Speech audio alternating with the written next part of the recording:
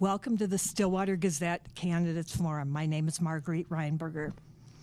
This forum will showcase the two screening us. The one open seat that you'll be voting on November 7th was left vacant by January's resignation of the former board member Eva Lee. The candidates were informed that they could bring a prepared 1-minute opening and a 1.5-minute closing. Other than that, they're just going to have to jot their notes down as I ask the questions. The allotted time for most of the questions will be about 1.5 minutes, and I'll mention ahead of a question if that gets adjusted, so just listen for that. My sister Mary Ann Reinberger of Stillwater will be the timekeeper. She'll hold up time remaining cards of 1 minute, 30 seconds, 15 seconds, and stop, which means exactly what it signifies. Okay. Chris will be the first to do the opening, answer the first question, and the last to do the closing. Okay, let's begin with opening statements. Chris. Thank you very much, Margot. And I want to say thank you to the Stillwater Gazette for having this forum. I think it's important for all of us to have an opportunity to talk things out and for the public to be able to see differing opinions of things. My name's Chris Lauer. I currently serve on the school board in the seat that was vacated. I was appointed in, I guess my first meeting was actually in April. And so I'm seeking to continue in that seat for the remainder of the 3 years of the term. My wife Leslie and I moved to Stillwater a little over 20 years ago, and we've had 2 sons that are going through and have gone through the public school system here in Stillwater. Thank you, Chris. Jessica. My name is Jessica Johnson, and thank you for moderating this event, Margot. I appreciate that. I am running for the school board position that I actually ran for last year. I did run in the regular election, so I decided that I would fulfill that obligation and continue to run. It's the same seat that I told the community members that I would take, so I'm holding that obligation. My husband and I moved to Stillwater in 2012. We have 4 children, and our oldest graduated in 2021 from Stillwater. We still have an attendee there. I am running for school board because I want to bring the focus back on academics, in particular reading. I believe that all learning starts with reading, and that we need to be dead focused on that and cut any waste that doesn't directly affect kids in the classroom. Thank you, and I'll begin the first question with Chris. Okay, the response time will be no more than 5 seconds. Perfect. Overall, in looking at the Stillwater area public schools from a macro view, what grade do you give our school district? It can be an A to F, including a plus or minus if you wish, and you will have other questions that will allow you to justify your grade. B. Okay. C. Okay. That was simple. Nice time. Timekeeper didn't have to do any work. Very good. At the next question, Jessica. At the Tuesday, November 7th election, or before by absentee balloting, voters will be allowed to decide between you 2 candidates for school board. But they will also decide on whether to approve a facilities bond referendum. Do you fully support the referendum? Please justify your answer in up to 2.5-minute response. I don't support the current referendum put forward to the voters. I do think that there are alternatives that would save taxpayers money, in particular the purchase of the northern land in Lake Elmo and some additional changes. Unfortunately, we can't go backwards. However, I think that there's been some rather large mistakes made in previous years in regards to facilities. The current position that I hold in regards to building new buildings is that we have a school population that currently chooses to attend schools outside of our public school district, whether it be neighboring public schools, private schools, charter schools, or home schools. And I don't believe that we can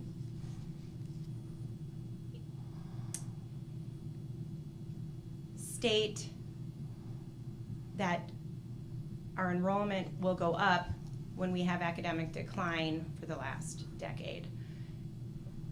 We had increasing enrollment from 2007 to 2017, and since 2017, enrollment in our district has gone down year over year. New generations are not having as many children. I think that we just need to take a pause and reevaluate what it is that our job is as a school district, and it is to teach kids to read, and any additional distractions are going to impede on teachers' abilities and students. It's very stressful, and we cannot afford to leave any more generations of children behind. Our number one priority needs to be academics, and I don't believe that new buildings are going to improve our academics. Thank you. Chris? Yes, I absolutely support the bond. All of the projections say that over the course of the next 10 years, we'll have another 1,000 students in the district. Actually, enrollment is up from last year, year over year, and that will just continue to grow over time. I mean, there's too many houses being built. It's a great problem to have. We are in growth mode. We are, we're going to replace two schools that are over 100 years old, the Lake Elmo Elementary School and the Anderson Elementary School. We've gotten our money's worth out of them. There's the communities that have used those buildings have done a great job. The custodians keeping things running, they've done a great job. But it's time to have an upgrade there, particularly in Lake Elmo, where we need a lot more room. That's going to be a great benefit to them as well. I think demographically, not only by having a new school will we be able to accommodate more students just based on people moving in and and just natural growth, but then actually increase market share from the myriad of options that all of the, every family in the district has the option to go to a public school, go to a private school, go to a charter school, which is a public school, and so. By all means, they have options, and we want to be the option of choice. But we also have a duty to take everybody that wants to come, every student that wants to come, and so they deserve to have the best facilities that we can manage. This bond is within the tax tolerance that we generated by multiple surveys with the public to make sure that we weren't overstepping. We wanted to make sure we got this done. We're also going to, expand Oakland Oakland Middle School to be able to give more, more space there, because obviously those elementaries feed into that. So, I wholeheartedly in favor. Thank you. And we'll begin the next question with you, Chris. You'll have up to 2 minutes for this response. How do you feel about the elementary students' MCA, Minnesota Comprehensive Assessment test results that were recently presented to the school board? Will passing the referendum have any impact on this area? And what can the school board do to improve MCA scores? My feelings on the MCA scores is I'm unhappy that they are where they are. Everybody at the board table was unhappy with where they are. There's no doubt about it. And that included the superintendent and everyone else down the line. Nobody's happy with where they are. Will the bond impact that? I think where it may have, obviously having having newer, better spaces in which to learn, yes, that certainly has the potential to impact learning. Also at the middle school, Oakland, those numbers, we actually were just discussing the MCA numbers for the secondary schools as well. And Oakland and Stillwater Middle School have a pretty big disparity between MCA scores there. And so you've got to wonder, is there a facilities difference that's actually hampering learning in one school versus the other? So there's an argument to be made there that with more space and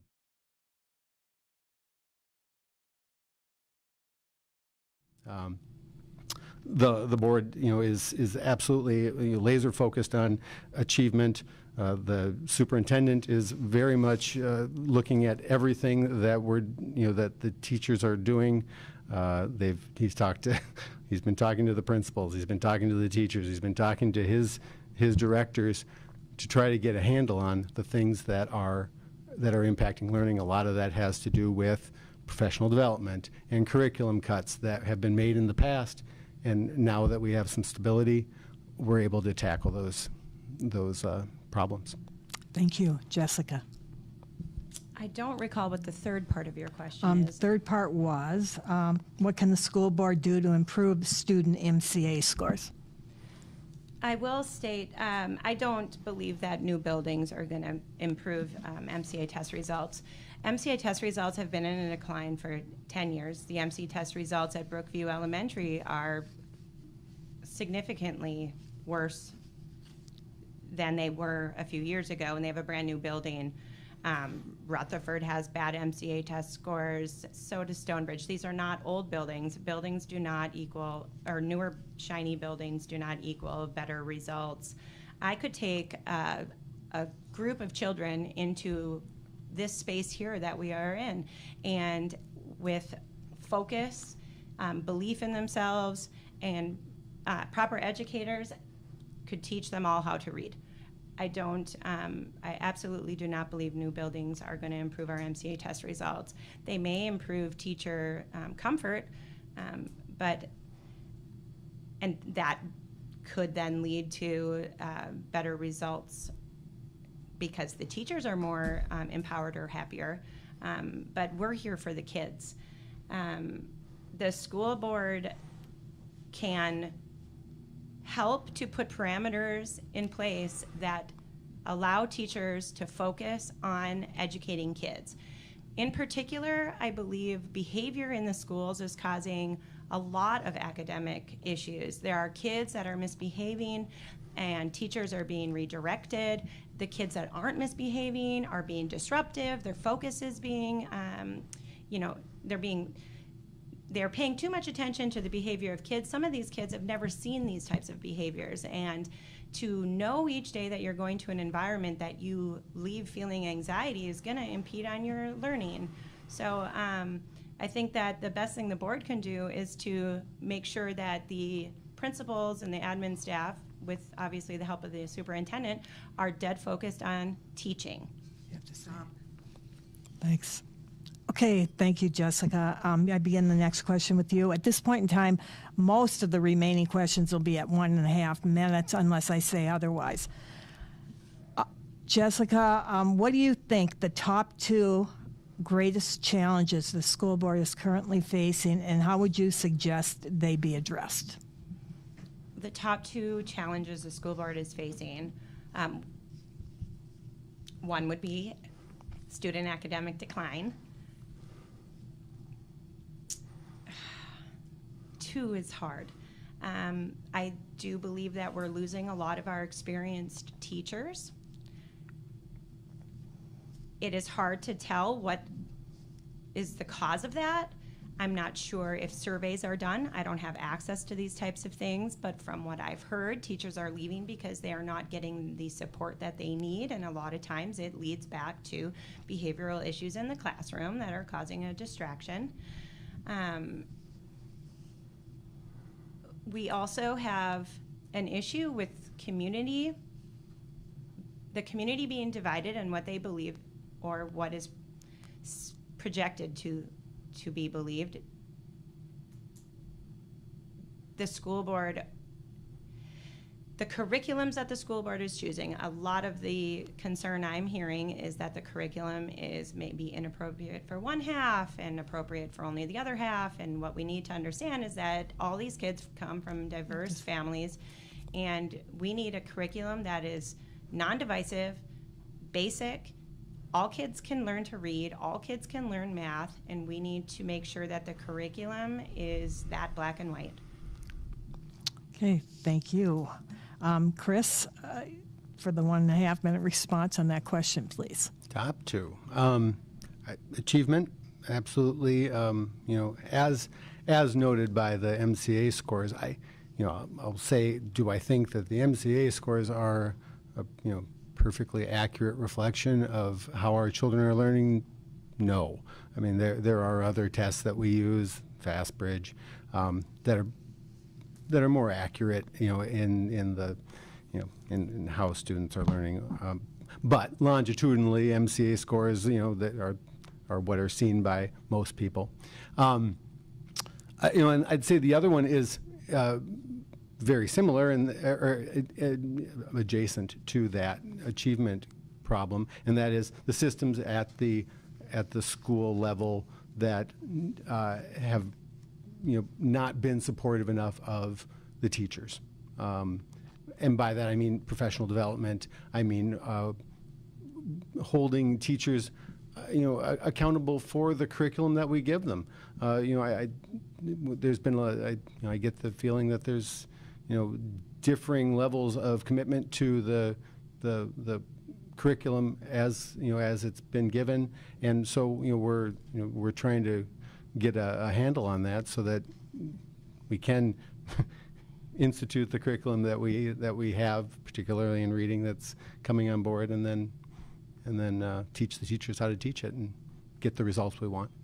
Thank you. And I'll begin the next question with you, Chris. A representative from the organization named Fixing Stillwater Schools recently suggested the school board remove books from the libraries of schools, including both middle school and the high school. What are your thoughts on removing certain books from school libraries? As a practice, I would not be in favor of that. I mean, the books that are there were, they didn't just fall off of a truck. They were put there by our librarians. Books that are recommended by the Librarian Association, the American Librarian Association.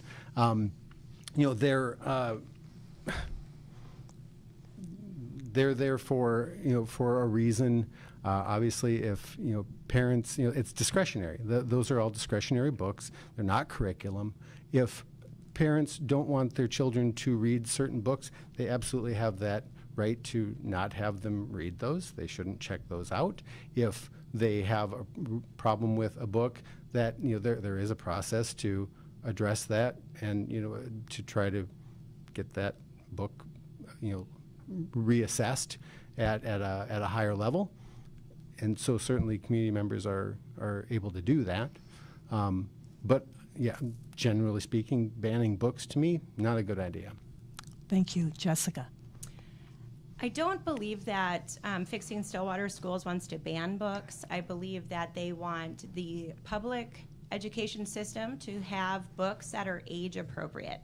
And age appropriate means not adult content. We have to remember that in our middle school, for instance, I know that we have books in the school that the author is Siebold. I can't recall the name of the book. We have a book there that graphically discusses rape, and you have 10-year-old children there that have access to that book. And to say to a 10-year-old, oh, don't check this book out because I don't want you to read it, is absurd. First of all, the parent would have to know that the book is there. Second of all, we don't have access to what books our children have checked out. If a child has, for instance, access to drive across the border and buy vape pens, does that mean the school should sell vape pens? No, it does not. We are adults, and we need to set boundaries, and we need to make sure that all parents feel safe sending their kids to school. Having a librarian choose to purchase bulk books from the American Library Association without reviewing them is not safe. It's not safe for our children, and we should do better to protect our children from graphic pornographic books. And 1 minute question right now. What level of input, if any, should parents have in student curriculum or in extracurriculum activities and/or extracurriculum activities? Parents should have full say in what their children do extracurricularly, but they should also have faith that the school district, through open processes, has picked curriculum that does not go against the beliefs that that parent instills on their children. Curriculum, as I stated before, education materials included, should be accessible to parents. I know for a fact that it's currently not accessible. I have asked for curriculum and teaching materials myself and never received them. Our policy states that it's available. It pretends that we have access pre-curriculum choosing. The evidence of that does not exist as far as I can tell. I know for a fact that we have a local community member who asked for ethnic studies curriculum 2 years ago and has still not been provided it. Thank you. Chris? Define extracurricular for me. No, that's going to be up to you. Okay. Then, yeah, parents should have a say, and they do have a say in what they have the opportunity to have a say in what our curriculum is going to be. We, at the community level, we allow for, or we have a curriculum advisory committee. Go online and sign up. When they're convening, that it's available. Certainly, if a parent has a problem with what a teacher is doing in a classroom, they should take it up with the teacher. I mean, if there's a concern, it should be a conversation.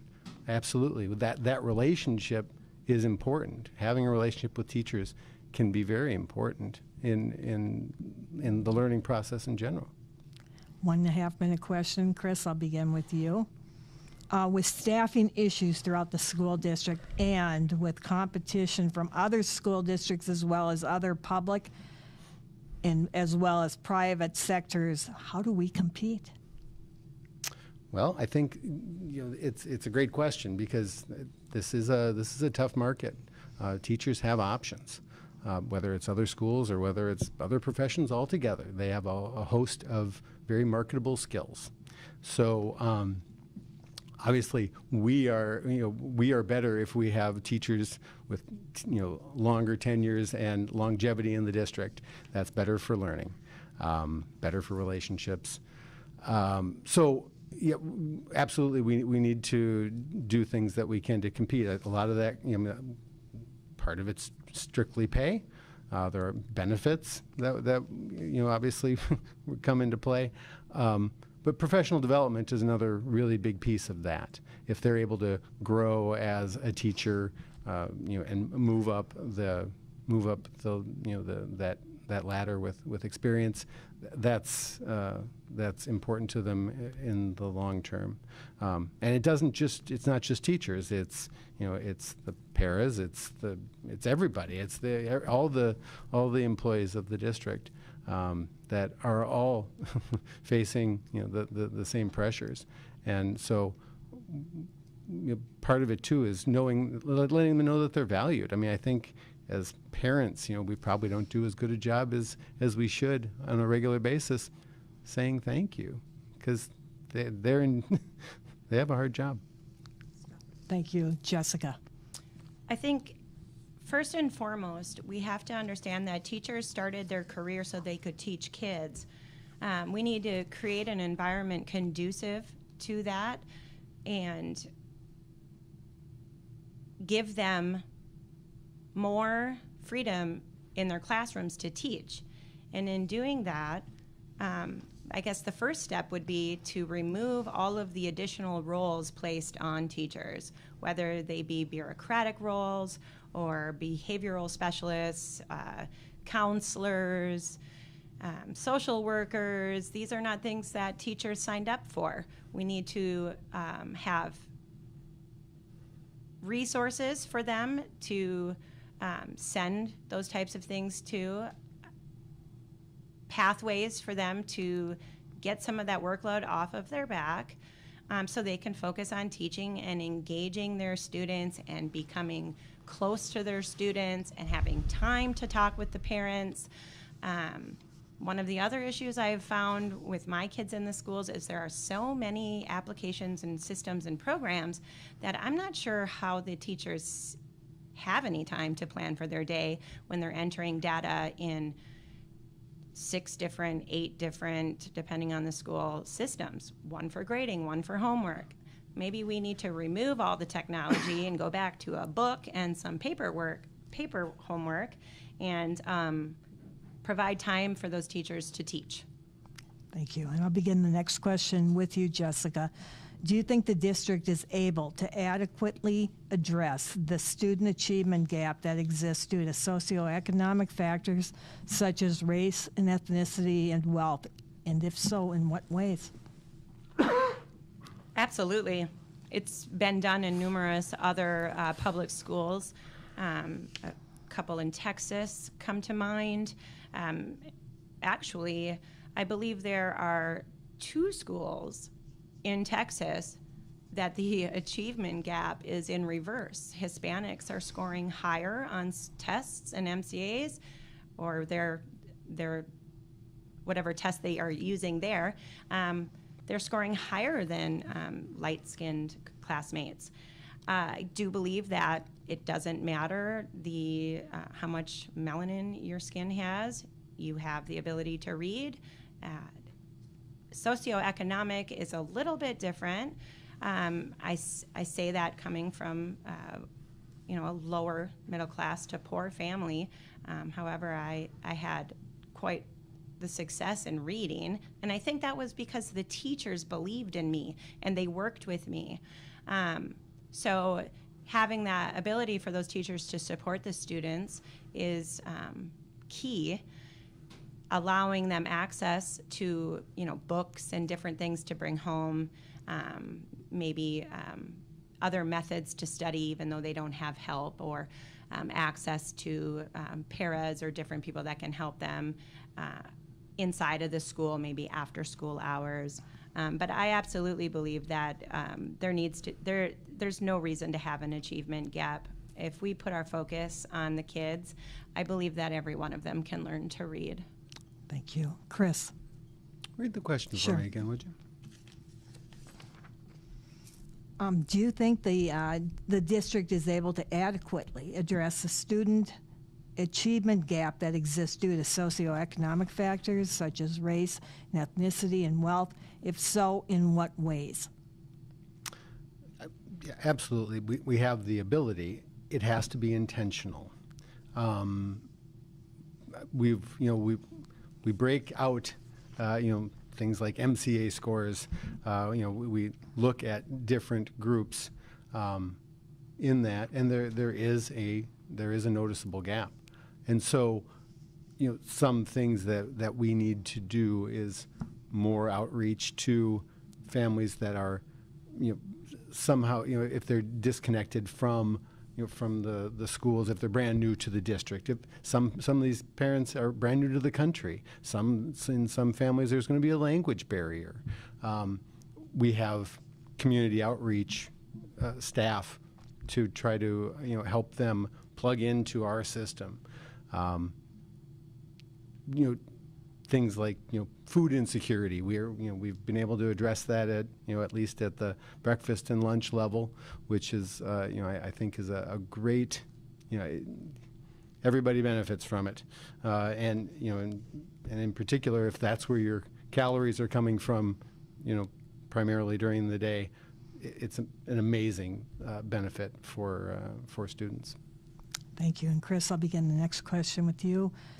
How do you think the district should best address the growth in the southern half of the district?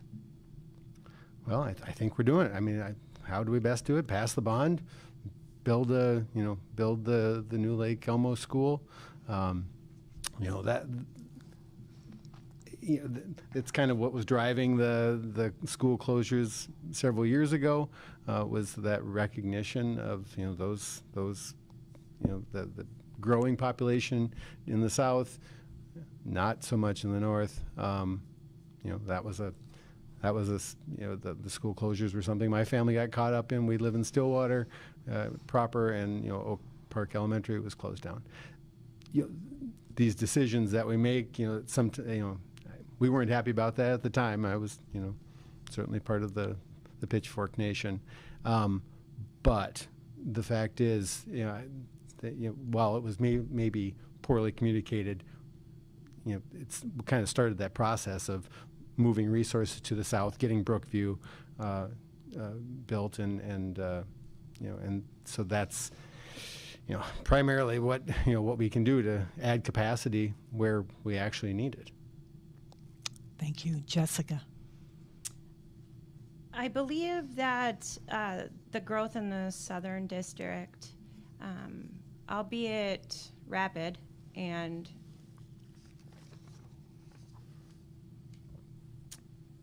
imposing, I don't think it's something that needs to be addressed now. I think that if we were to step back and address short-term solutions like expanding Lake Elmo Elementary, we could then monitor that growth a little bit more, and maybe there would be the need for another elementary school in the southern part of the district. I can't say that we didn't know that this was happening. As he stated, the northern schools were closed because we were having growth in the south, according to people that advocated for that. However, we're currently trying to build a brand new school 2 miles from Oak Park Elementary, a school that we were told we didn't need at the time. And the northern schools were sold and are now private schools, and they now contain district kids. So I think we need to put a halt on it and look through our own lens at how the growth is occurring, instead of paying consultants to tell us how we can take more money from the community. Thank you. And I'll begin the next question with you. 1 minute on this one. Actions speak louder than words. What steps would you take to address any ongoing distrust in the school board from previous board actions? So there's still some ongoing distrust in the community. I'm asking how would you approach that now?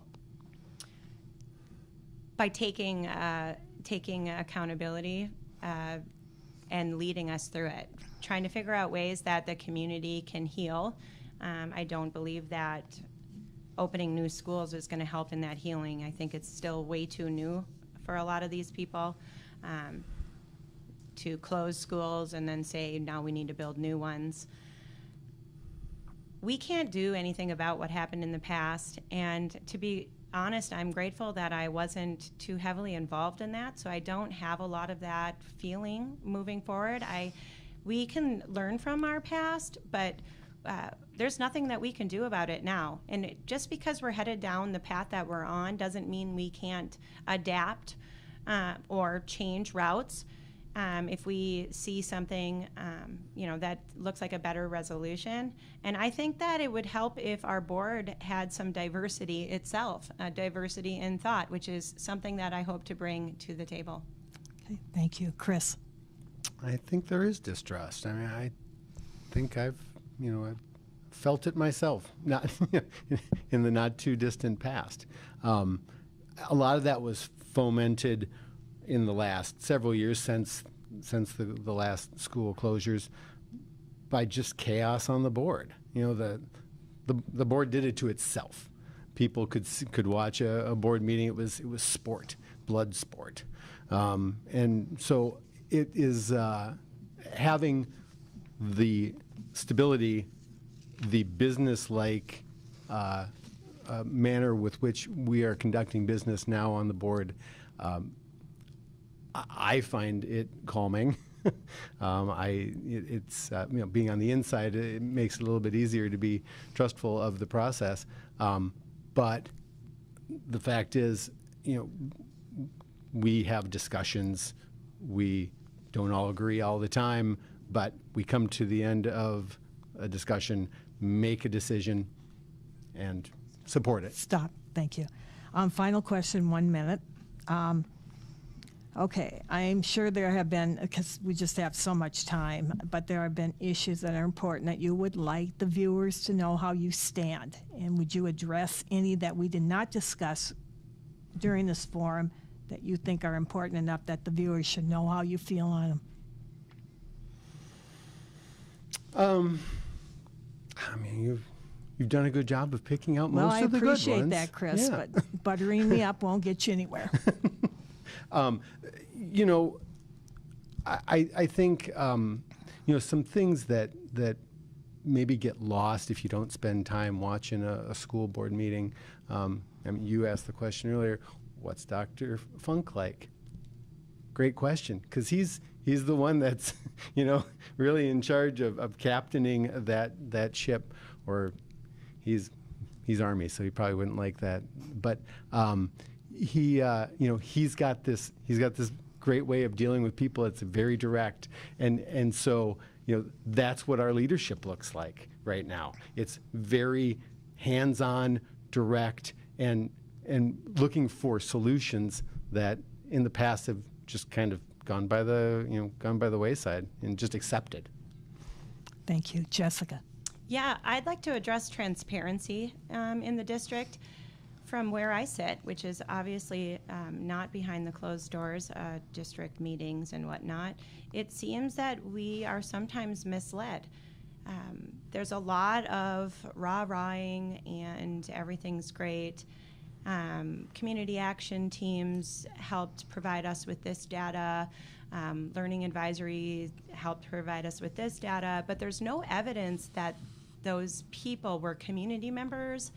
Minnesota statute does state that, for instance, the world's best workforce needs to be 2/3 community members, and after 2/3 of the year passed and I was allowed into those meetings, I was amongst 98% teachers. When we look at the surveys that are done from the consultants, they're affiliated with the union.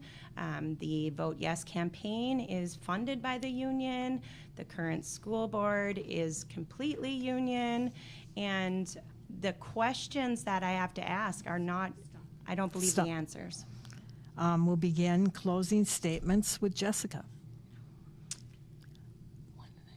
Okay. I, again, would like to thank you guys for doing this. I will say that I understand that being elected to the school board, I won't have any voting power.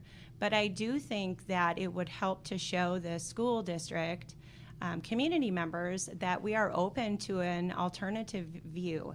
I don't know all of the ins and outs of school board structure and government and whatnot, but I do know that I can ask the right questions.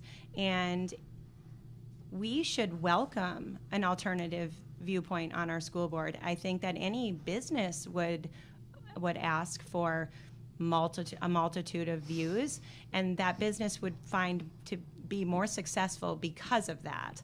And if we want our kids to be successful, we should show that we ourselves as leaders welcome diversity in more ways than immutable characteristics, etc.